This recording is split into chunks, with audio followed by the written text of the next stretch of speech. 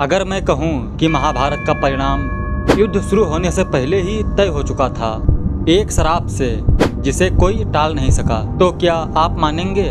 जी हाँ, वो श्राप जिसने न केवल कौरवों का अंत किया बल्कि कृष्ण के वंश यादवों का विनाश भी लिखा था।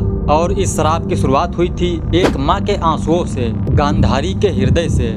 युद्ध समाप्त हो चुका था, कुरुक्षेत्र की भूमि लहूलुहान थी, हवा में अब भी बारूद और मृत्यु की गंध थी। गांधारी जिसने अपने पति की तरह अपनी आंखों पर जीवन भर पट्टी बांध ली थी, आज उस पट्टी के पीछे आंसू उमड़ रहे थे।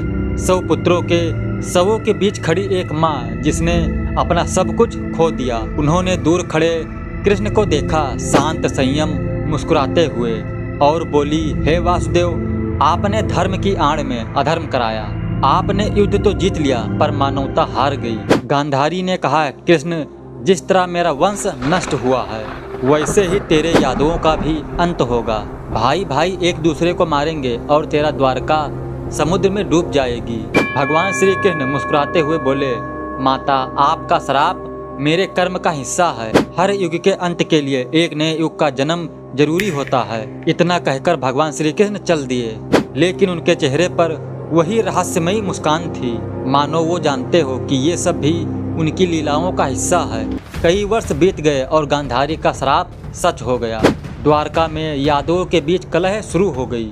नशे और अहंकार ने उन्हें अंधा कर दिया। भाई ने भाई का गला काटा, बेटे ने पिता को मार डाला। भगवान श्री कृष्ण शांत बैठकर सब कुछ देखते रहे और एक दिन द्वारका समुद्र में डूब गई। कृष्ण वन में चले गए और ध्यान लगाया, और वहीं एक शिकारी ने उन्हें तीर मारा। उन्होंने आंखें बंद की और देह त्याग दिया मुस्कुराते हुए।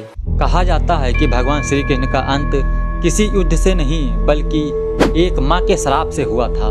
लेकिन सच ये भी है कि श्री कृष्ण कभी मरे नहीं, क्योंकि धर्म कभी मरता नहीं।